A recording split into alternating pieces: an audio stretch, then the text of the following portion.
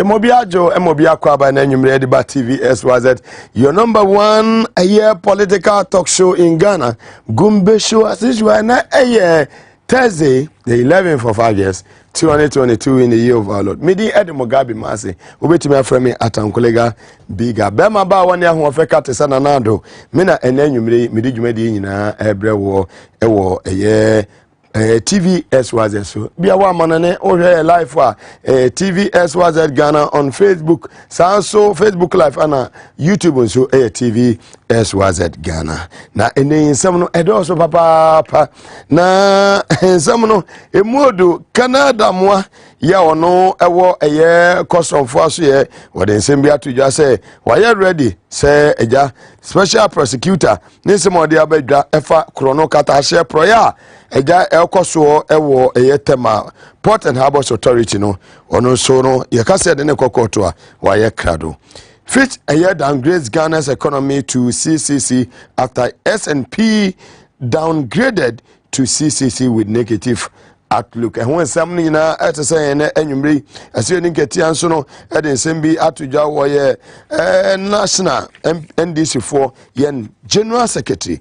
nsem ben ena wode atu edwa nsem ana na do tu dwa in opposition ansa no oba eye power in 2017 nsem ni nyina na ababo no a ye de ebre wo na enumre ewo Gumbe shows na nei dwuma de na ebe ye de sa na do nsem okan no eno a ane de ba be ye adwuma ene enumre nti eja yetumira ye bekiresi ya kire ne nsem a wode etu edwa na Ghana fo nyina so ehu bi ti ye de asra kase ebe ma Ghana fo nyina se maje eye bra mo be live ewo TV SYZ ewo Gumbe show so ene enumre producer wo hye dwuma de nyina Kevin Asante Bugunatus Maase anso na Desmond Suwa ono so no assistant producer technicians omote chire ni mpenifo te Emmanuel ni Kofi de boy na the general manager himself TV SYZ Abuaje omonyina ebo adwuma ene executive producer Mr. Benny Anti ye beda won semete omne abefa aboafo nkrato a ne aba ne mom shano so say Power FM Wisdom Summit so on the 20th of this month Osu Presbyterian school ewo Osu heya Osu Presbyterian church wo ena ekoso I will be there shano so Mugabe meho Celestine Donko beho sanso ena Tobinku papa na nkasa be ho anyomtofo ne atitufo omunyina ebe ho enti menye dai menyi hu emfim bra bidwumadi ni bi free buntu obi entuahwe agman nie power nie wona dwumadi nyina esine na so ena yede ho nsem ebre wo yebe na wosimati omne afa abafo nkrato ne mo esa twa me na wota no dosopo aba mommra metu na mofa nko na mokoton enya so mfaso sanso ena Hebron Hills International School say summer vacation classes ni 100 Ghana cedis na aba no o meje ntete ye bosome baako ye kire na de 100 Ghana cedis na ono so ne daache ensini ye media of the Sawam Road ehona na be ho Hebron Hills International School anopa no so crane na bie ekosi no miensa oba ne benya ntete pa ebebo ne daache Hebron Hills International School excel and shine. Ye fa abo fon krato ne abasisi ya ye ba de aka nyina no ye de beto amoso ne nuaba araba vet wo adenta nyame ya adoma kira your birthday so happy birthday in advance to you hard working woman obo adwuma de ma NDC wo adenta ye for araba vet ye ma happy birthday in advance ekina wa woda ye basisi ya moga ye pebumyo ye ojo wo.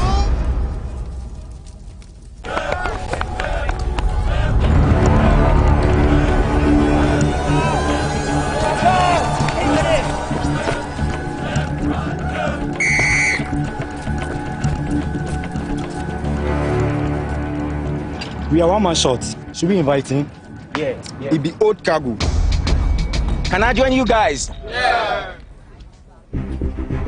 Always brave, fresh, natural, eggs, mineral, water.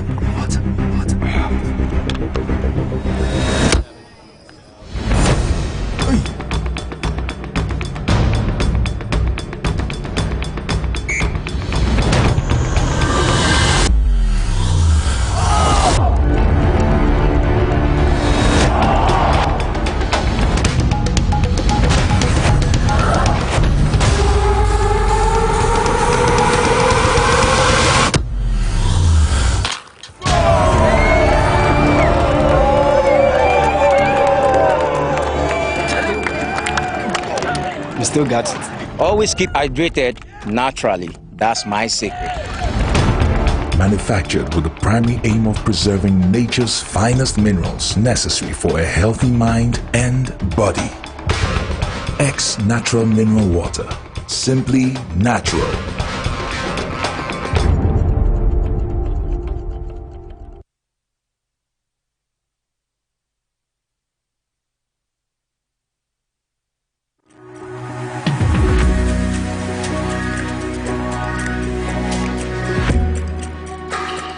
Best Wine is your one-stop wholesale and retail outlet for all your original favorite brands of wine, liquor, champagne at unbeatable prices. You can get discounts of up to 15% off.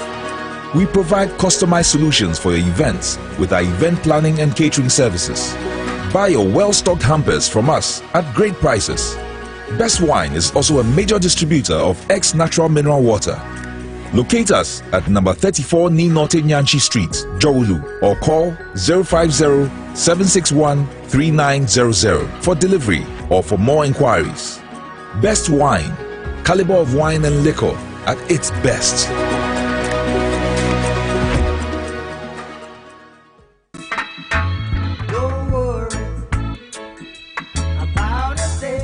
Hey, baby there. So now you're an inquiry. We are what Jerusalem. Well, Blana Memo, why? Ejabedi there. A drone any. We are Spanish garlic mixture. A Buama Moja dear full Sunday. I want to pay the enemy. Collect. I feel so. As also Bua and Mobio Casa, Pampa, I want to trim. Obiana Kuma Bonnie Pelly Pelly. Obia Johnson Tentem. Obia the Nasi Atatai. I feel so be a slab dear at Dokono Pedian and Nanina. Collect.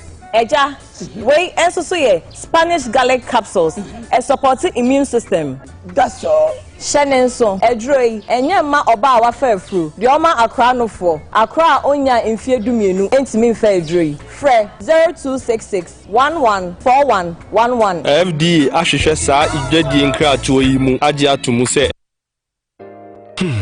If Okra na menyisika, edia ye mefui.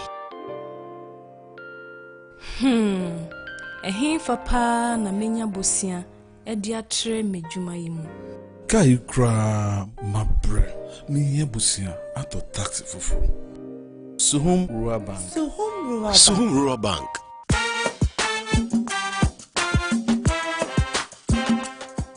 Yemamwa kwa baba Suhum Rural Bank. Ye won hyehyɛ ahodo bi te sɛ dwadifo abosia, ekoko bosia, susu account. And it does our savings account. Me bada chain savings account. And then the keka home. Suhum Rural Bank was 03422918896. Now one so what to me say. Suhum Rural Bank. Ama ene mayeka owner. Suhum Rural Bank. Enti me pa minie. Suhum Rural Bank. Growing our heritage.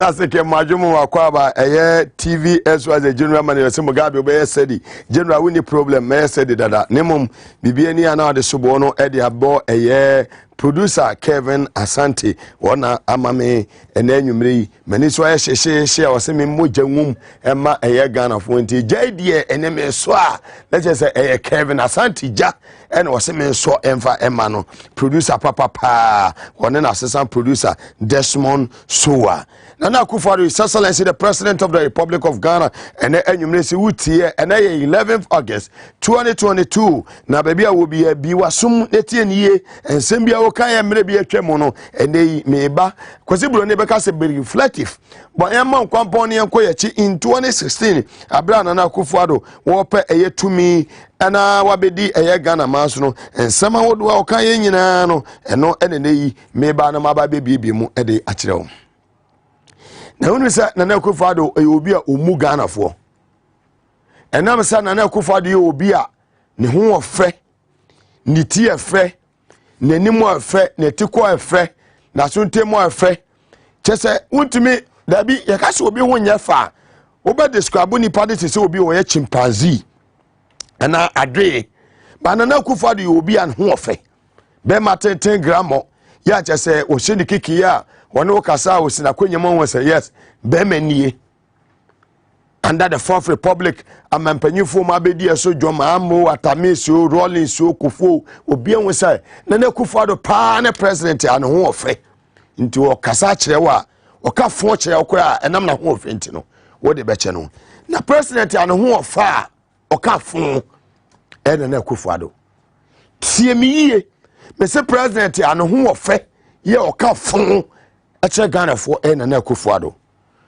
enei cedi ene dollar net sen ene dollar enwumre 9.5 Nana Akufo-Addo beto dollar no 3.8 Ghana cedis in 2016 asan yaba power Nana Addo ba beje tumi no Nana Addo ka kire Ghana fo nyina se wo cedi ni de obey adwuma bia se de be ya enema betumi ayedan up to ye 1 cedi $1 yetie se mo kan the teaching about me since Ghana sikasam because I know I said entina I hope say na be Ghana since I'm a baby boy day it be chiave to say sikasam matter ye ba dey about me since sikasam no I don't get you my people man. Oh, Nana Addo ye da se na anwumere yo. President Obabe say sikasem no. Ene $1. Over 3 cedi 80 pesos. Ene 9.5 Ghana cedis. If we are saying the worst performing currency in the whole world, Ghana yen cedi no. Meka Africa, Bloomberg say Africa. Na Africa kwa na da first na ye ko the whole world there ye ko Asia na ye ko Europe na ye ko he uko biti Germany na uko biti America every bimamu nyina the whole of Africa Ghana yen currency no is the worst performing currency in the whole of Africa and listen very well the third highest paid president in the whole of West Africa ama wudo ni nyina mpanifo no obi oje ketua kese pa wa bibimamu ha nyina West Africa no na otoso miensa Nana Addo first enya Ghana second enya Ghana na otoso miensa Nana Addo he is the third highest paid president in the whole of West Africa and our economy is our cedi is the worst performing currency in the whole of Africa. Listen and listen very well. Nana Addo is the third highest paid president in the whole of West Africa. And our currency is the worst performing currency in the whole of Africa. President here, you try a car. West Africa, you know, number 3, what that third, no. Worst performing currency in the whole of Africa. Not West Africa, Africa. Ghana at that one. When you football, when you MP, Ghana at that say number 1. Who a useless president here? One on say, on in the team now, a solid team. It's like a call AFCON in Cameroon. When Ghana played against Comoros Island. Yene Comoros Island share, you know, in the first half. And at the day are you the skipper of the side, the Black Stars of Ghana, we now a red card. Now say Milo, you change so, Milo, you change so. Team now a require and then 11 no mujamo no enya. Woma se bench no so nya tu ko change now the wayaba.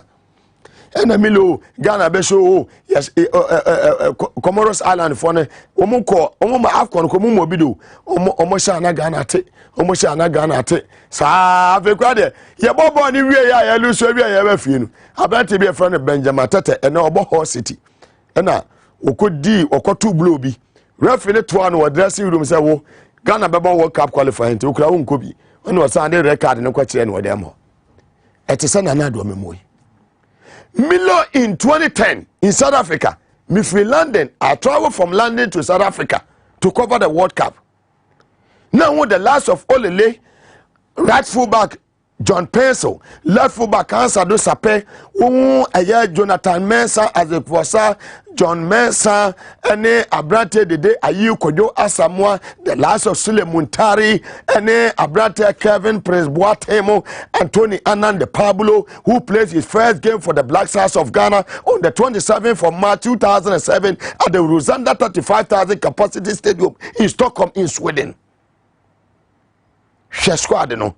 Dominica Dia Kojo Asamoah na Ghana against Uruguay for Lamo ene Suarez mo ya bwana Olele save no na Ghana ya bench no solid na Milovan Rajovic head coach was South Africa iti yetumi koya enye penalties ya Asamoah Gyan yinya penalty ball crossbar Kebia Ghana kada for the first time in the history of Africa in Kasa 2010 FIFA World Cup no ka Ghana ke semi-finals.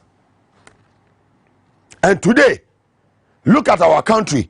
Yes say nana do say one day woman mo wan eno anu mo ya de what they say data bank papa yi se wasati yi ni di free so data bank papa wa ye tuntuntuntum enyan na kalate kenoforiata such a useless caricature papa we oh abra na MPP ewo opposition wo no mo kwa Prudential Bank na kwaje besia ni e chesi wo mo MPP headquarters na ba chamfo mo na ba chamfo mo mie ne ma no so na Jacob Chebelante mo wo mo na ne kwakura na ohini to mo no mo de Prudential Bank no mo na omo one branch Accra nko and as I'm talking to you hwame in camera I'm saying you do that fear or favor data bank over 30 branches across the country bonds ni ade ba nyina ono na transactions ni nyina no wachi bibia percentage bibia on the bank enterprise insurance and SRC Ghana a mine nyina insurance company yes in chain bibia ya Kenofuriata bibia ya Mwakwata bibia ya Ata bibia ya Dankwa bibia ya Kufuado bibia ya Ken bibia ya Gabi bibia ya Ufuri bibia ya Abidiatu eno ne yete omam sabe kwase asam kwa ene yete omam wo mu ne yesoso o man na yete Sri Lanka ne beduru ba bi no ye tom no now no ye duru ho ye beto swimming pool no ne nyina ye dware bi mu etese de yeso Sri Lanka no. Do we want to get there? Watch me in the camera. Ye pese ekwo ho. Na bia na na do di akodu no. And today, samene okokodu wanchia. Angels na di ka send signal. Send yema bia ban we pese wo ye ewo wanchi, ewo ahanhise mu no. E bon na time. But me send one na mama samonye careful. Wanchi boni bia ni ho. Na sananado ne panifo paso mo sai wanchi a omo be sai wanchi because enei Gabi nkrofo na e control eye BNI party full soldiers e dey control BNI wutifia ne abefa e bia de kwa yemfa ma biem nkofo mu ni nimdie bia wo security mo no wo mu ne yeso mu take over the NIB enkane BNI and tie mi yo na do kacha Ghana for say wo beto mi 2016 wo mu so ne hwe so mu so ne hwe na anya yi a tie mi yo na do say mu so mi hwe o na se aso hwe na anya yi a Jemensa that useless woman such a caricature why sa no wo do ne be save wana maame akwato de wase woni ye ma ne nyina dakem da maame na oni buo e de magana fo because we soja fo e de ewe ne ho na uwu a woda wa mena ma soja fo be ba be protect you 6 feet at last woda wa mena mo ne ye de wo kwa soja ni bi ba ba je o bag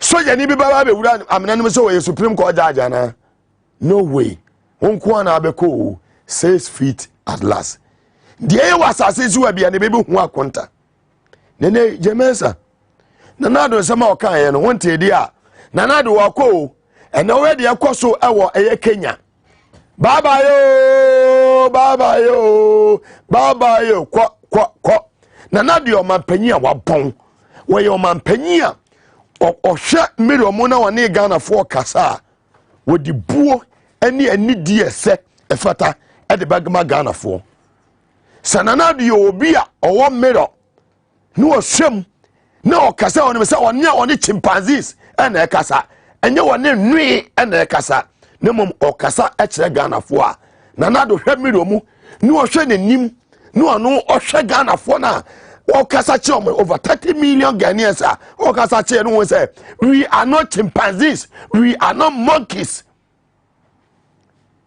No tina kwenya na angels no ekasa okofa free Eastern Africa ena de ba ya otemu no okasa with the buo ebemaye nanado listen and listen very well. We are not chimpanzees. Yeah, no Ghana for no yeah mo NDC for now say yeah jobless yeah ni adwuma no our phrases ye nim ente say ade tie ni ye watch me in the camera me say yeah Ghana for now say yeah jobless ente say me Mugabe me ya jobless ya me nim ente say ade me nye chimpanzee eye nipadua human beings e da wokasa kire to wokasa kire ya hu say nipa na de tumi ni ya dan e de share wonsa. The power belongs to the people, the power belongs to the masses.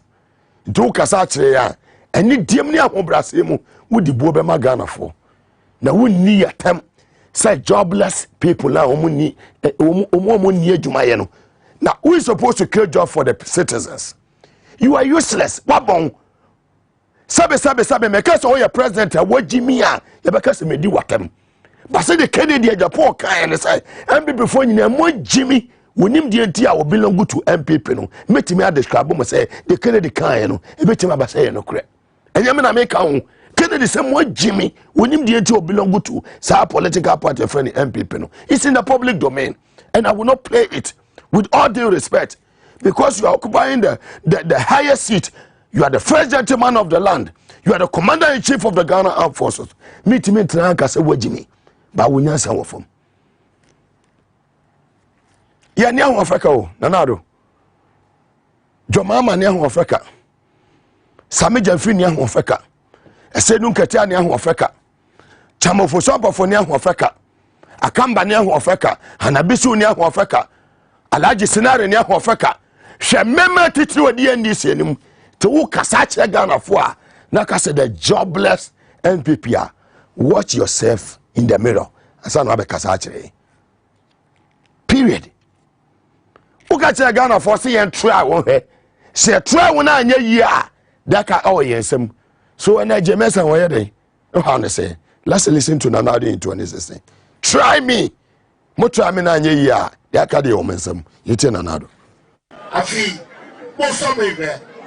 Monso mege basasa monso mege na monse beji de wo be wona betimi aya mo mo anye yi amo amu de jemu be ya anye yi amo amu de jemu be ya anye yi amo amu de jemu be ya wose monso ne hwe anye yi a mo amu nim de mo be e wona edu no today your dollar now be for na 3.8 and 9.5. Our currency is the worst performing currency in the whole of Africa. Our inflation rate is 31.7%. And we are S&P, we are downgrade junk. Your economy has a abundant phobia or junkie beer, one number junkie for no, womanama, junkie. Give me 2 thoughts. Hey, Bluekias, give me 2 thoughts. I better say, shall I give me a quarter? I'll go pay you tomorrow. Aye. Yan economy no. Ye just say, you're downgrade, you say, ye junk. Hey, junkie funny, Oma. Sabe woman num kokea o ma bodama o monam street so a o monteria mo wa say o mu hu fi a o mu nyare o ben wa na pe ba bi afa o na pe ba bi afa o ba ni timi onunum onware ne ho kan ya say Ghana economy ne ho ne ya downgrade ya kudu near free air B minus edu C that ko la ka bongo to na do ba womie. If the fundamentals are weak, the exchange rate will expose you. E ho ne edu you enei e ko ya e Kevin Kevin I said don't get aka asem you now responded to Nana they say now ono was a reshuffle, yenya reshuffle, no, Nana they say, hey, munya de mumunya jumaya, menya reshuffle, enya reshuffle. Mogajem said Timinia, eating a pound million, a cofa, Utuado, and a cofa, and Kofobi, we are my Ghana to me, Asha Nigeria to me qualify, and I'm a boy. Yet, yes, don't get here. There is no government to be destabilized. The government itself is not functioning. So who is going to destabilize it and take credit for destabilization? Let me tell you, this demand for reshuffle, it is coming principally from within the New Patriotic Party. They said that this government is a poor representation of what New Patriotic Party stands for. So president should reshuffle and put the right people there to implement the type of governance that MPP believes, where government now came in to accept that the economic policies have not yielded the desired results. You're referring to their decisions go to the IMF. And therefore, they are to go to IMF. And we were called to come on board with our suggestions. And they called you? Oh, there was a public, we were not invited per se with a letter. But there was a public call that now we are in difficulties. It's about the whole country. Everybody should come on board. So we said that, well, the same drivers who took the vehicle into a ditch cannot be relied upon to drive the vehicle again once we want to rescue it. So the managers of the economy must be changed. If not for anything at all, the trust, they have lost the trust of the people. And governance is about trust between the governed and the government. So if somebody has been seen to be very, very economical with the truth, I don't want to be saying lies. A person has been lying persistently and misleading you, and you run into a problem. And now that same person says that from today going, I'll be speaking the truth. Nobody will believe them. So it is better to change that team, put a fresh team there with fresh faces, and when they are communicating with the people, Ghanaians, and urging them to endure the hardship so we get out of this place, people will believe them. Otherwise, leaving the same people there. Why? When St. Paul converted from a murderer into a Christian, because he was persecuting Christians, he could not preach in his own town. He has to leave and go and preach somewhere. So the moral of the lesson is? The moral of the lesson is that when you have the same finance minister, the same chairman of economic management team, the same this, the same that, who have messed up and brought us this low, they are there, and you say that people should come and support so that they will remain there and take us out of the mess. Nobody will try. Hey, thank you, Jana so. Johnson said, "Don't get your kasa." No, Tio, wamema a year analysis biwa. Abra Ghana, ye call a year Cameroon.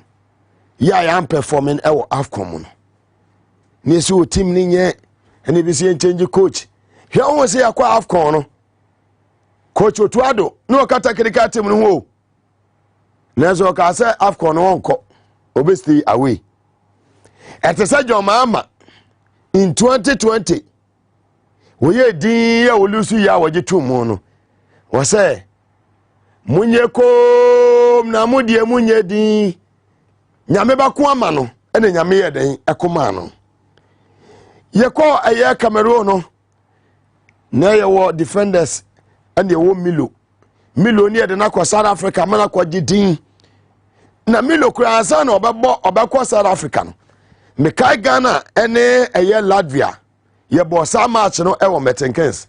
I was the media coordinator in the United Kingdom for that Ghana and Latvia game. That was the first game Abrantier Kevin Prince Boateng what the year preparation what they call a year World Cup. Antonianan, John Tamensa, John Mensah, Sule Ali Muntari, Kodwa Samoa, Dede Ayu, Dominica Dia, Prince Tego, Hans Adu Sape, Richard Kenson, John Pencil, and Umoma Kenyana. And you call Isaac Vosa. You could do who's a Ghana team no bench near rich. Sekase Dede ti bench ya Sule free man Dede neba. Near ko AFCON no ewa Cameroon no. Yes, coach Milo, the same coach no one says na coach na yedi. Ultimo say Akufo Addo kra na coach what is stadium obi o bezu si kra kwaka che Milo sasa. Me sasa na me de hwan na aba. Na Akufo Addo ko fo mo nyina o mabon. What the one na aba beshem. The owner we have the men one my presenting. To one what in ba changes. Substitute bay one or the neighbor won say nipa no woye one map house me eja wonu mu we the oba no obe make a mess or the bibi baba ne reflexes ni bibia no ene ne touches ni bibia ne dribbling ni obetimi make impact bia obi enu Timilo anye changes bia ye wie eye AFCON na ne se mpa Milo san say ye sama World Cup draw no playoff na say Ghana and Nigeria say asema ba Nigeria for the omo ye rivals inti ye be den ye say ne mpa Milo ene pa Milo ye pa Milo no na che say Ghana kapama Kufu Addo ene kofa Otuado ba ya na o say da bi ye wa brante bi e wodi we ye wasimesi wa ha e wose me bo we me bo formation we Otuado wie ya otumi qualify ye no woni Nigeria Kumasi baba ya sports do mi ya she bi Nigeria so no ye bo wa ma na chese Ghana qualify ono se da bi sana me di team ne ba ko World Cup e wo kata no wose me yense saye me brief up me team no inti me ya Salisu from Southampton me ya eye Lamptey Efi eye Brighton me here Abrantia your friend say I mean Williams Inaki Williams from Atletico Madrid meboa say why am fraud Atletico Madrid me here way ana so far ni seka sa players nyina tubo so mo dada no obi e sheki intinana do sakwa wa men na who mo say ebisa Jonathan Mensah say also there be set team there ye buvu up team na selection fawa want to me blame also will give you up best one omunyina suro because omu hu team no Inaki for ne hwan Lamptey for ne Salisu for ene hwan no omo eba na omu hu nti ye betime yi bebira ya den afrim nti eno ne resha for no the Black Stars no Otuado be fire no te say the John Mahama be fire memo na obeye no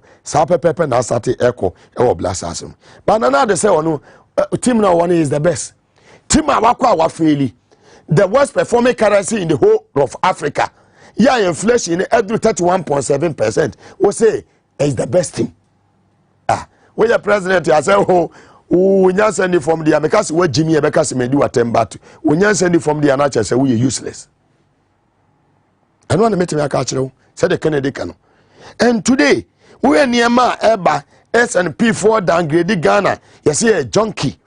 Just our economy, no, at a sub bonam for manum cooking manama bontia, or mo he no more bobo near magu. Just economy, I say, the whole of Africa, junkie economy. You may be a status in the idea, Druno.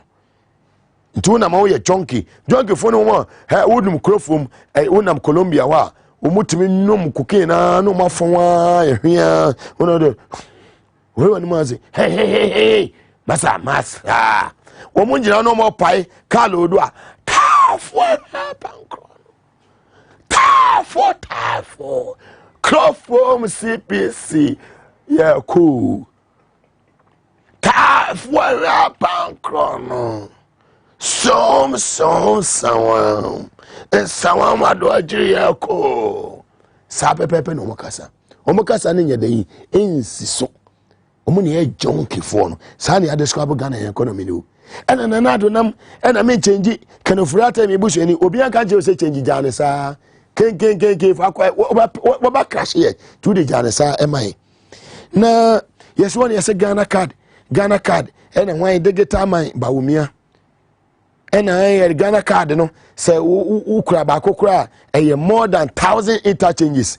ena deputy foreign affairs minister say hey wabodam bawumia say Ghana for say wabodam na afeni ye ba be hu say nsema deputy foreign affairs minister na kan no ya de say bawumia say ono wabodam amanfo say wabodam no ebe betimi abase yeturu so me me mo odam a me ko gina ba bi an kan kire Ghana for say amanfo ka say mabodam because be ma tete ho fe gramo ya me gina hoi ya ka me na sante nei wona ma me moral support amidity obaka say mabodam a meji edi come on kwa yintie deputy foreign affairs minister and Nana Akufo-Addo in some of their two Ghana say traveling to Ghana with the Ghana card that will take you to Ghana but it can't bring you back.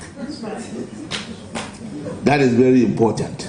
It can take you in but you have to serve and prove that you are a Ghanaian, but you cannot use it. There was a bit of a confusion somewhere along the line that you can use the Ghana card to travel.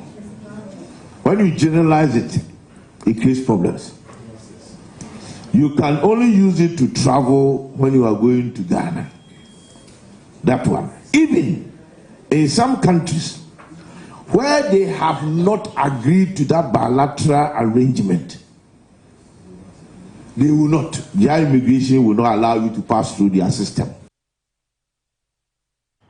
Enyamina meka yo we na Nana Akufo-Addo nipa ne kan deputy foreign affairs minister iti ba omi asa manfo keka se wabodam one and one omo dia omo aba be yi wato no na baba e force aka na damoa kene damoa wo ho in 2008 we eniema bebe so be block NDC for kwan meboa why sa no ene we Ghana Revenue Authority GRA boss ena hote airport wo ena one ba chanfo adamfo na efre no Labianca no ba chanfo kama mi asembe 7 months ni the first appearance on Gumbe show no be ka Labianca asembe na say debi mini evidence cool sama me no ye kronfo pa na Canada mo ti Canada mo de waye nyina be se na nyina wunye yie wane we ko hwini pa sawo sabre be si ne na wunni wuntimi nye yie dia na wia na wia woni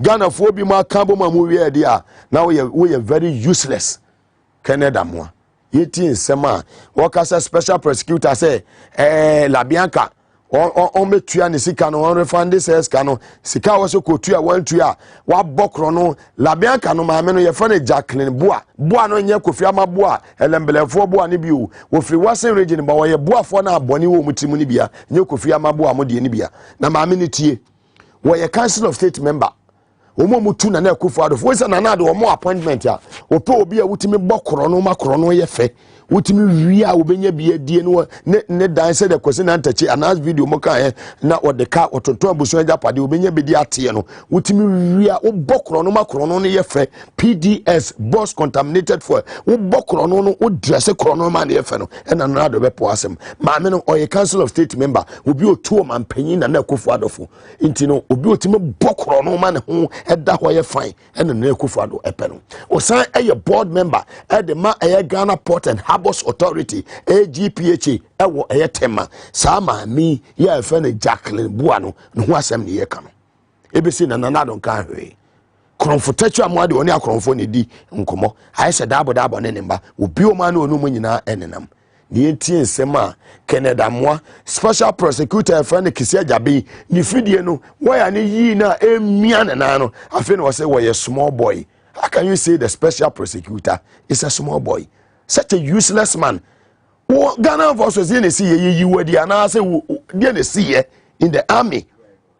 What happened? You were the I want the man to come out clearly and claim himself say na me wo Ghana armed forces no ye medi BBC me ye medi and I medi. Come out, be clean and come out. The things that you did in 2008 near person about power no and nema sa Canada mo we very dangerous and wicked that man. Nemo mo ye ba ni nyina kwesiaga. And today you are calling the special prosecutor who was appointed by Nana Akufo-Addo, who appointed you to the Ghana Revenue Authority. You are calling that special prosecutor a small boy, threatening him. Say you are ready for prosecution. I'm telling you today, if the special prosecutor is not ready, political appointment our expiring date and criminal offense be announced no any expiring date. Canada more one day. You take it over. When we are in the helm of affairs, you will not walk freely in this country. Such a useless man.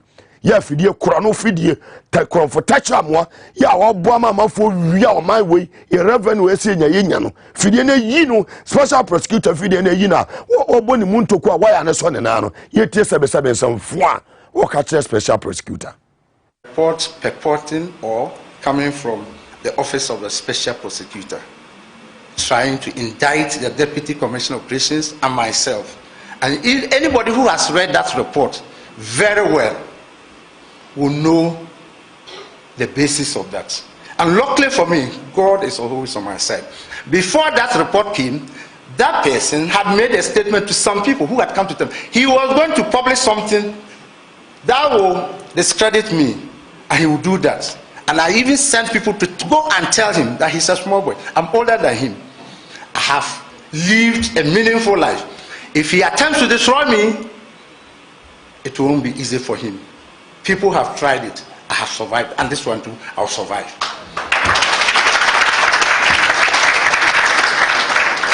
All that happened. One of the reasons was because of Mr. Akurugu. He wanted Mr. Akurugu to be seconded to his office, and I said no. Mr. Akurugu is a customs officer, primarily employed to do customs work. And he is to partner Mr. Akutofachin in that office, African Continental Free Trade Area. He deals with tariffs and valuation. And therefore, I cannot second him to the office of the special prosecutor because he has a primary role to play in customs. And then he comes back through the Commissioner General. And again, I said, I insist and will go by that he has a primary role. It is when I don't have a role for him or I can dispense with his services, I have others to do what he's going to do, that I will give him to you. So I insist. And he calls me to his office when in relation to La Bianca. And at the end of it, he talks to me about this same matter. And I said, yes, it is not the Commissioner General. I wrote it. Go and check it. And I have my reasons. He will not be released to you. He will be in customs. And then behind me, he goes to resign. He's given the position of Commissioner of Police rank, and he's now with your office. And he goes to make allegations that Mr. Duce and myself will hit him, and they will deal with us. So that is it. That is the basis of that publication. But if you read it very well, there's nothing in it. It's hollow. It's actuated by malice. And those who are behind it, they know themselves. They know themselves. They've tried it several times. It is not working, and they want it won't work. I'm ready for any prosecution. That's what he must do. Not to say that they should do further investigations up to 2017. Up to 2015, I have letters written by Deputy Commissioner Denis Agavo granting similar things. And I produced them when he called me. He didn't have the letters, but I had the letters. My predecessor, Mr. Crenson, had those letters. This is common practice in customs. If you want to remove me, I have no problems. I won't be Commissioner of Customs forever. I'm ready to go. But don't disgrace me. Don't hide behind people for your own failures, incompetencies, and then come and deal with me.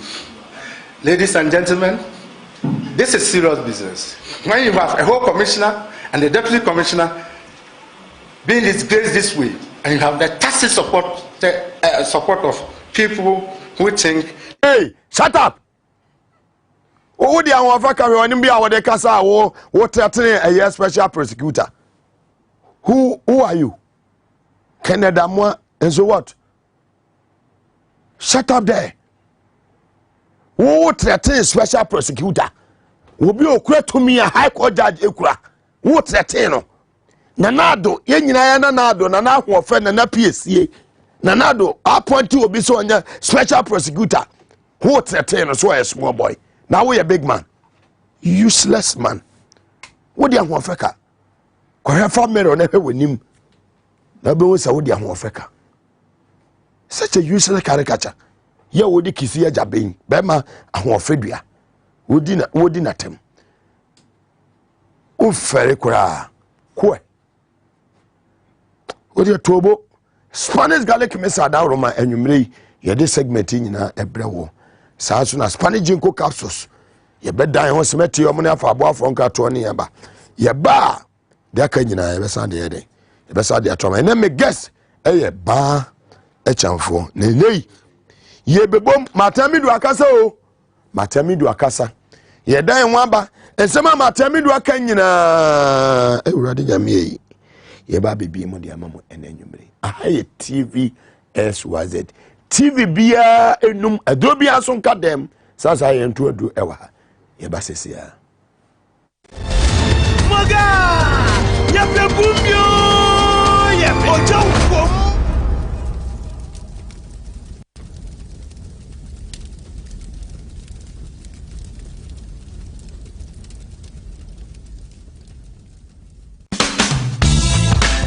The serene environment fits into the goal of the school, which is simply to provide excellent educational foundation for your ward's development before they commence primary education. At first glance, clearly you will see why the school is called Hebron Hills International School, as the building stands tall overlooking town. With a Montessori style, we have experienced and dedicated staff and trained teachers. Our small sizes classrooms are meant to enhance teacher-focused approach where children get one-on-one attention from the teacher. Hello there! We are open at 7:30 a.m. and school closes at 2:30 p.m. After school care is from 4 p.m. to 6 p.m. while early drop-off can be arranged at 6 a.m. Hebron Hills International School is located at Midye off the Nsawam Road. Locate us with GP postcode GW0688 GA West and GPS code 06884870. You can contact the school and make further inquiries on 050-876-2375 or call the office directly on 0302-918768. Email us at hebronhills.school@gmail.com. Hebron Hills International School. Excel and shine.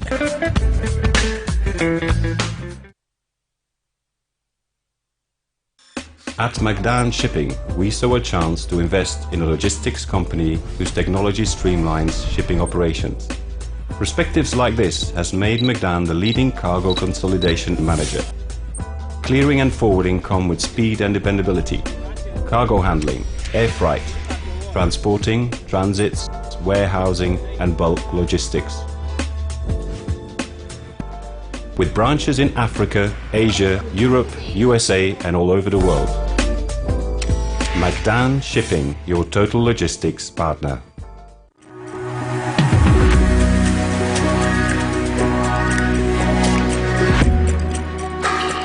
Best Wine is your one-stop wholesale and retail outlet for all your original favorite brands of wine, liquor, champagne at unbeatable prices.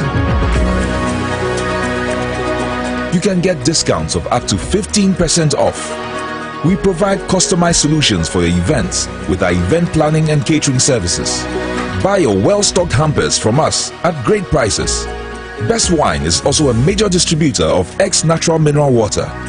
Locate us at number 34 Ni Norte Nyanchi Street, Jowulu, or call 050-761-3900 for delivery or for more inquiries. Best Wine, caliber of wine and liquor at its best.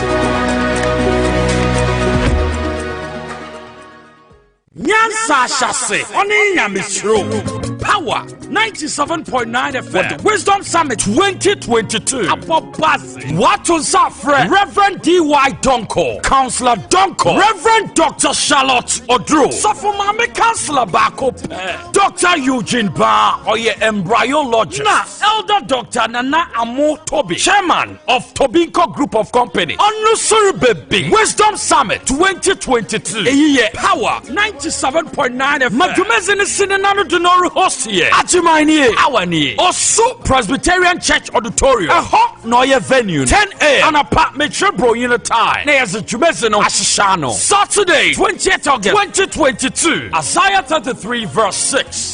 It will be the sure foundation of your time. Yes, artist your Celestine Donko. Serpade impartation Wusunya Bio Wisdom Summit Yasa. 9 day ever send attend. Ezako number yido 0248 712812. As Sunday yana ya reserve Wusitamo. Wupese will sponsor Wisdom Summit 2022 Fre 0554 343 167 0554 343 167. Hey, Wisdom Summit Nyasa wa warimu Nyasa wa apomudimu Nyasa wa yeyomu Wisdom Summit Nyasa wa wompenetrim.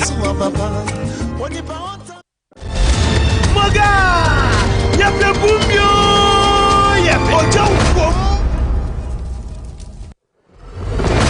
Oja wom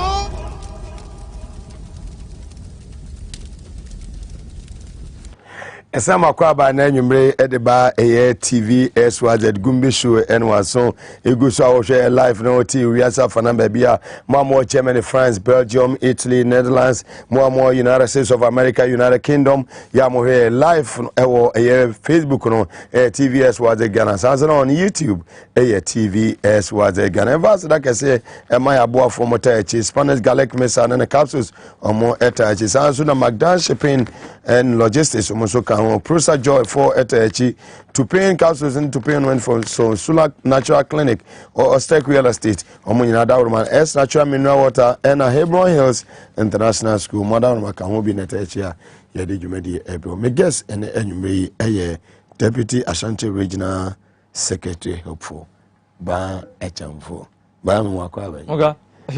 Maybe I will call you.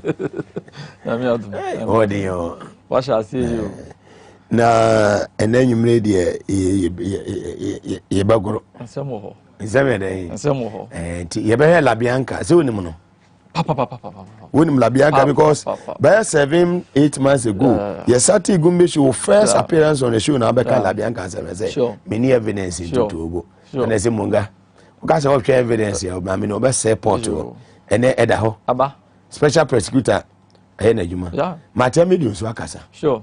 It is the special prosecutor ya otisu akasa matemidun so ayede akasa any case won semne nsema wodo eto aso me ne bia pese o sha safe oh we the labianka den de mono tel free ho labianka de no ho de mono tel wonim no we de MPP mu oh he's one of the major financiers of the New Patriotic Party major financiers one of won say ono so ka asore kese ba ko Ghana so financiers asore be no ko by chance for minim so Pentecost ni ana say oh ba to mention the name mention the name major financier of a political of NPP and one of the largest one of the populated churches in Ghana. Mameno. Yeah. And my real say Jacqueline Boa. Yeah. I don't belong to the Boa family so. No. And my real say in 2013 and now 14. Hanabisu report on me actually. Hanabisu Abraham was deputy minister of agriculture. Yes. He was in charge of livestock, right? Yes. What the enyane apro ba kruma. La Bianca no. Yes. Eno hu Hanabisu so omwan mani nyinyo no. La Bianca no Abraham na MPP opposition. Yes. What kra neme bi eba omemwa. Yes. Ya na enema na yeden apro. And okun Dr. Hannah Louisa Hanabisu. Yes. Ya we NDC National Women's Organizer say woman no anya. Omfa influence mo man no. Enti sa issue no me hu de sa be nan ka say yeso ni mu na mamra ni di because I've always said nipa timi invade. Yes, nipa timi invade taxes are. There is a higher probability say enyoma na odeba no problem ho. Bibi ho. and Yamano de Bab Jason, problem or home. Mopa, Mommy and Nuan, who was away no, Obeko Brebia, none in Nuan, and go through standard authority and go through food and drugs authority. Expire. Yes. What the product no? Yefan collab, on challenge it. Yefan product no collab, Nyanko test it, never report on Mama Ghana for you. La Bianca. I mean, yeah, how mine. And Unim say, that's what MPP. Yeah. MPP Nipa. Wunimuno. Very well. I've had a lot of dealings with it. Why are they? Many dealing baby under Jacobic Bilamte. Now we are part yeah. Many dealing baby. Meaning no so. No, what MPP. And with huge amounts of money. In millions. Tina mo minisi kana ode ban baby free say eye nnuane ode ban be ku Ghana fo be hu na banana mo de mo ya mo jiwe. Now you see, my many use the influence or and they beat the system all the time. Wow. Influence it be a power crown, it be a power Yankopon at the man. Mameno. These two powers will use it be a power heading. Power and boy Yankopon at the man. And a power and be power and be on so good for the Diamano. And all these two powers or use power in the building now. We're very powerful. To make sure say he gets through the system. When was advancing another. And to win it to a kufado for Cron 4 and it to a kufado for because it's been established say Chrono no ball minor. And Utie Canada moi. Sabapu we di boni finim kwada brem on sesada. Canada moi. We di boni finim kwada brem he can never change. Eyesu atinimu. Moja. Moja woni DNA. Eye nkwamwa. Was saying ye. And the Kufado strangely to others but not to me. Say a Kufado more be appointment at this or check out background who say oh you cron for. Yes, I want foul that. Obi onim kronombo. Yes, I want. Obo kronoma na ye fe. Yeah, yes, I want foul. To say La Bianca mo. No, yes, I want foul. To say Canada mo. Yes. Yeah, a special prosecutor feeding you omo no. I just want foul. PDS. And a cronfo one check it. Check. Just check around him. But catch say ono no be protect public purse. Yes, no be protect public every Ghana for ho. Ko be fa ko ni fie. And yes, Ghana for no be bo ho ban ama wo. He believes say yeah the person no check Ghana for na ono ompe and so bobo ho ban ma na busua no the person hwe na busua for and no na no ye and that's exactly what he's doing. Enti maame no me say me challenge first one beka and ya amfa nya adwuma and a special prosecutor you know and food and drugs authority the maame we story beba about products or the back Ghana Emma Ghana for consuming no e ho story beba enche food and drugs I'm telling you FDA yes. My mini product but me say let's investigate it. Who you be autobia dwere ho mienu. Ko kronfo nkodwa ma so mfa de pamre wo seto. Kronfo anya den. Onkodwa so. Enko fa de papa mre wo. O de fake na. Du kejeti a. So mom ton phones no. Circle. iPhone. O want ya church iPhone store na itel symbol de anim. Ebi na nkrofo we ye. Adorjins. Et Mugabe, ono sorry de yem fancy wo. Na la me aka na yewe. Debbie, young fancy wo. And what's them beba? And the Matemi do accept no can more interest for pa. And the two special prosecutors, Akasa. Two special prosecutors, the former and the current. Akasa. Jabin the any make us say Jabia ye Juma. I mean what two among fantastic. Although Miss Cannot G in the summer me. Minim oh yes. 1 million is too my mean say cause investigator you pay more than 10 million. Because minim say some of the taxes also what you are is only on paper. Opa yen checking re. E ka mama ni de Ghana say ka say senior pa mama we the Ghana ka more than 10 million. Wow. And Miska no dey in the summer me but at least in the absence of good bad is good and that is what me GBB enti ye. Me bona ba so wasati adwuma onko but unprepared for attack. Within the party, within his own setting, attack Beba, he should prepare himself towards that because he didn't Beba. And to the Mugabe, media no be see what. And America. Na make us so show you so me crew me constituency. If you just for so muti pa or more show we pa. Inti me branch chairman and also say quartin. Was say or show one me branch chairman. And Suleiman Muhammad so Sinija or organizer was Sinija. Almost ho air show. And I go if you just district hospital so Thomas Woho on social. Good. Sister Kosi Ejewa so ono so constituency women organizer Ejewa. Ejewa kwade. Oba fijase ona mema na show na wasisi o kama. Efijase a. Ono abo samosa po mukuru mukwana so. Oba mema na asho no Kosi Ejewa show na wasisi o kama. Ewada akumukuru mu. Ensuru. Mosisi. Ensuru kra. Menya baby ada. Obenya baby ada, obenya aduane di ada. Akante ho. Aprawa ho. Uni problem. Emire ho. Uni problem. Otwen ho. Akuseje wa wutie nti wa and the open no prefer. Ehwa na obi wada. Ba me nya bo amanso okum kom. Atwema nwa bia south. Organizer oko constituency chairman. Na NDC yen chairman of Swami magazine. Chairman Mustafa. Champion chairman Mustafa. Chairman. Na ejuma efo nyina ni nuane momo hwe. Fantastic way. Rekodi ne mpatem ne Swami magazine na down for pa yenua Yakubu munyina ya chachi am. Ma Joanna CPC no bakachi Odrimensa ye ma me Mrs Norman ono ba Marvin. Lawyer Ivan Samankwa chairman na kwasi any NDC executives amwa santimate munyina. Gloria Huze. You about Gloria. Yeah. When in Mary Awusi. Yeah. Fantastic. So regional. Na Obuasi West once no. You about Hajia Ajara. Ajara ba kope Ajara 1. When if first love no na baby mo former deputy finance minister. Okukwati. First love church munyina Obuasi West. Fantastic. Ba Minya.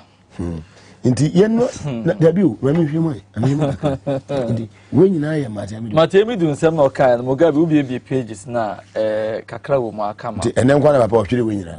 And don't take Matemi for granted. He's an intelligent man. I mean, you may hate him, you may despise him, but you can't contest his intelligence. I'm telling you. So when another question me 2 pages. Oh, Masa, I dare say na comparison be na be. I mean, go compare Nanado any Matemi. It's an indirect insult to Matemi. What did he in your beatem? No, I mean that man and I make us all a man of integrity. Yeah, waiting me a time, no waiting me a despising, but a ban in him, dear. All facet of the economy. You can't dispute him. Yeah. And I think NDC we should take him serious. Why? We should take Matemidu serious.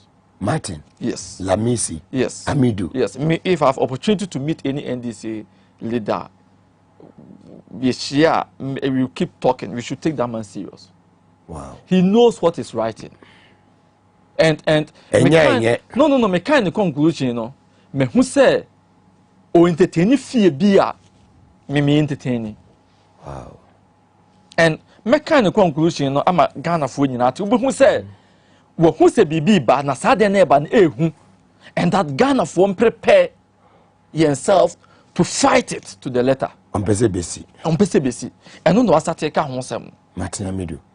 I mean, so obi an Quebec say me party mo ya ade me kan anya mo de me tranche makwaja appointment o ha ankoye mejai. Okay, the BCBNC. See here. But you see say yes, you see say so the comradeship is in him. Oh, the Ghanaian nature is in him. There, you know. It's always a soldier. NDC moja na fawa. No, you can't. NDC moja ni Ghana moja. Oh, the Ghanaian blood. It runs through you now. Ebanye patriotic. Fantastic. Oh, man, who here change bibia. Fantastic. And so transit share and your man NDC. I me come me region, Ashanti region. Oba Ashanti region am. And your man Santimaya, so often your Kwame Nkrumah na NDC. Fantastic. You can't disprove it. Fantastic. And the NDC aye abanya even businessmen omo support to MP Becca just NDC born business also than NPP. It's obvious. And the attention say we should take the man serious. But see Mugabe and yama no try and me recap kakra. No what Ghana for adwene si asemo amatemi do kan. Any assembly pen. Fantastic. Mugabe me come be as Akufo Addo or ya there a template and or there. You draw to all not all the year, Juma. Fantastic. MPP say we have the men. Yes, MPP have the men, but the men don't have brains. They have the men, but they don't have the brains. No, they have men with no brain. Fantastic. More fire. I say Bema on one year son on your Bema. The Maya Bema no. And no say no free on your Bema beam. And the MPP were men, but omuni nim de nim yansa. They don't have it. And that is a fact. And nothing that you do baby was say, share Mugabe. Me catch or say, a good for the baby beer or testy pause. A share a man for na keka.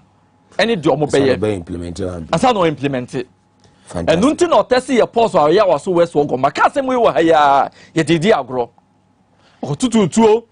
O do baby a more channel and or temperature no costro. Intended committee, no more water down the temperature and not a short committee. Yen telecast Ghana for Nehubi. You see, no more work on our psyche. Ghana for Nashe Bino or be able for call from Gas and Grofia Guasi. Committee in the report by Mugabe then. Yamgosishi. And who say, and this is prepare mema ahead of 2020 elections. And the same mema no Mamimu Bua Mapre. And no use to Council of Christian Council. A frontier say, you disband all vigilante groups. And not treat Christian Council, babe. Criminal. And then this year, so you fall for that trap. And now you disband day. And on pushing the day, you question security for not store. So the phone up with one idea a share. Double, yes. And no more court, a chiman, kukum nipa, you real lesson in the pan with you. What is the investigative? There be that. And from something in Matemi do account. Yeah, no more share. Matemi do account. Exactly. Enti, a coup for do adibia or yet. Share no person or yet new ID card, do ye. Or far Ghana for one assem to yanya. Ki a con when nim could tua. And one beck can be to a minor phone, one or cow on boom. And on them question letter commission, no sending new voter register. And not just almost a go machi. Or more so Tom no discuss all. And they do their anymore dinner, there was no one to speak for us. And not just almost a go machi, and 1 year. A good father started or the judicial system, the Supreme Court, the Appeals Court, the High Court, you encourage you, and your grounds no prepare a template no draw no on Fenya grow. And none of my do a DBC as someone, and then at that. E bendrasoa ye ba bedi hu nkomoyi mo fire Mugabe sango fo mi no ay come asem ne minim won enim won ye because me no ma ye adwuma pen pa edo kwakwaso mani minim pa you see edo ba no be working under MPP the research directorate obe ye adwuma um kakra enti oye mo adwuma no mo hu no mpeke no no mde ne ko share Dankwa Institute Gabi ho but Mugabe one test NT say Dankwa Institute no omo position science institution say no na ye de grooming amanfo ehwe dedication towards the Akufo-Addo's clique and this person ya no ye adwuma ne do akosho se koye adwuma ho me enhwe ne mo so be loyal to yen ye course na ansa na ya piao, especially if you are not an achim. Ebia woye ewe woye nod na woye asante ne pese test who say obe loyal to one a ne do akwa asemo no ashi enti ye do kwosho ne ye do fa system no mu wie ne hu say ya profile wa wie ne hu so be dedicated to asa ne asa some of the profile Mugabe ebi wo ho a omutimi ma guest ne omo kodem koda ne video ne da to profile wo you the baby blackmail you. Wow. They do so many things to make sure that you be so loyal and dedicated to their cause. Meaning a software be chrome when ne omuntimi nkasa because almost side video crowd. A number of them. And that's what they do. Ubi wa no bekasa o video be pie no, we feed that. And the Dankwa Institute no, omo position say ye the training amanfo e be kitcho say san crofo no. Omo beye de yenye pe abribia Mugabe o hwe ye wura sankrofo we mienu a ohun so person use omo ena ode ba akoko omudo minya ko deputies and the bosses deputy e obi na mewa ena fo e deputy national security coordinator ena minya national security coordinator bi minim so o hwe show yi o ka chem say ba Mon prepare as many will take over and check because they are preparing the guy, and it should be put on. Or a Gabi boy, right? Yeah, solid. To break the 8. I'm telling you. Aya Gabi akwada. There been a Gabi dey no osuro. Dey en bone be no waya osuro. You see, you open the part to protect him. Sure. Omaye niema na. You see, omu wo adwene bi said, as I say omu ru oman we for 30 years. Na omo kwa Gabi 30 years on kwa odebeko. No. Anya no but onko no man bi ani hu bi. Mbese bibia. That is it. Mbe breaki. And no ye mu bi fear. Destroy. They are destroying. Thank you. Sure. They are the typical example when you say sorry, what sorry. So I can John 10 verse 10. Or you for them back. This will be real. No kum. No say. A coup for the teen trace quotation. John 3. John 10 verse 10. Fantastic. A coup for the teen trace quotation. Or baby kum. Or you for them back. This will be real. No kum. Now I say a cycle fado. They had a coup in contemplation when they write it. Yes. I almost to buy no. Or you are a woman dream say, or Mube Ghana to Hono.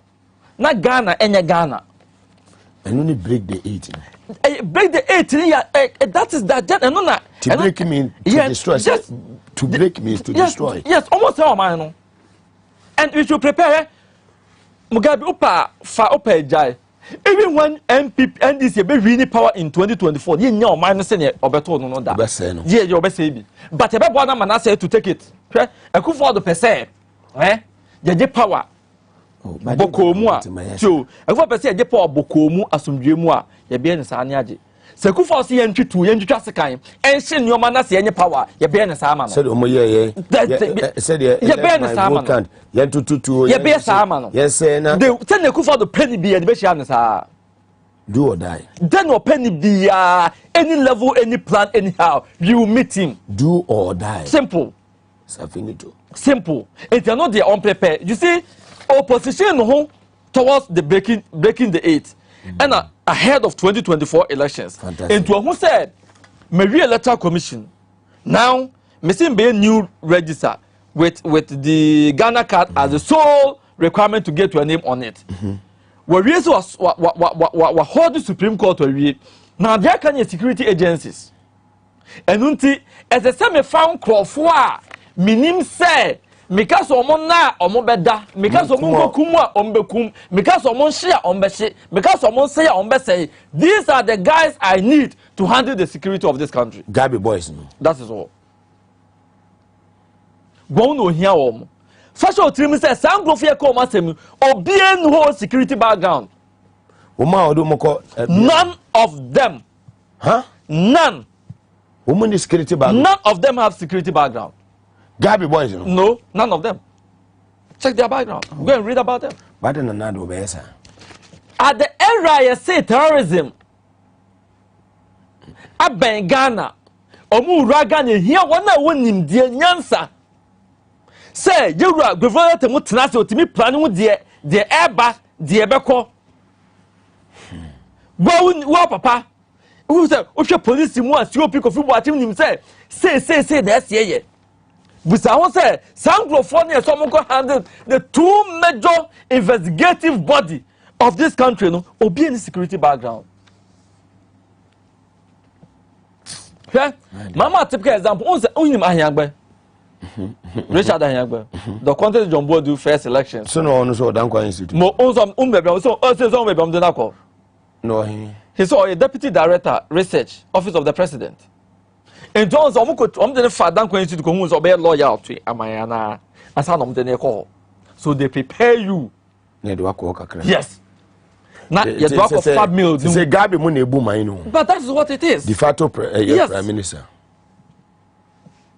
Mateme do Kasimbiwa with the Maminka Ninti or say the strategic subtlety and craftiness of placing dedicated and loyal members of Nana Akufo-Addo family and friends of the Dankwa Institute in critical position within the constitutional apparatus of the Republic towards the actualization of turning Ghana into a private family estate can be discerned by any reasonable and critical thinking citizen who have followed appointment into the Republic of Ghana state institutions since the president's assumption of office in 2017. Enti wope nkrofo a wonim say mo be loyal to mabusuafo ene me namfo nom ansa na sensitive positions or the amount and waya deal way throughout. And now we'll do the security settings. A honest or dear Drew, and all pointing for ominim denim yansa. Our security home. Our Maya Gabin Cromaya Jumo Dankwa Institute, pay MPP for a baby any Ghana why be that. So be away Jumo party bimu as a party nata dear. Acquire Jumo or no one and Nakufa the Ninia institution. I your mabusu any institution no fancy beheaded sensitive position like the BNI, which is the NIB now, and the national security. ABC. But that's what the Kufadu is doing. Yeah? Mugabe. So we are no free war. A Kufadu Yadibi.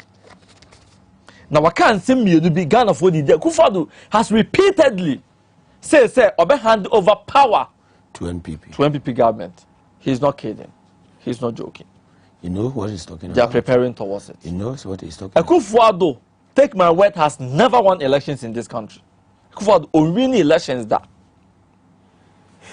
And in fact, show team say we end this year Ghana for both from team. Akufo-Addo win elections that. Akufo-Addo, let him be Akufo-Addo go through Biano. He made sure say he's been declared the winner through foul means. And that is what he's doing now. Or prepare grounds, no. NDC should also prepare. As I said, you prepare. Because gradually, according to Matemidu, the Akufo-Addo who say 1992 constitution or abuse no. Gradually, sure. Okay, yeah, Akufo ye interview be. Akufo ye interview be. Na Akufo interview no, okay say. Ebra in 2008. Na niyama ye pinchen kakra no. Na Akufo-Addo mo force on say only clear power. No nuclear say electoral commission on share electoral commission nuclear say na Akufo-Addo win power. And the Akufo on that very interview sika e can say enya ade obeye no de waja too many nyama electoral commission say the osefata say amount for to ababa no no only clear say nipa no as winner. Akufo-Addo dey we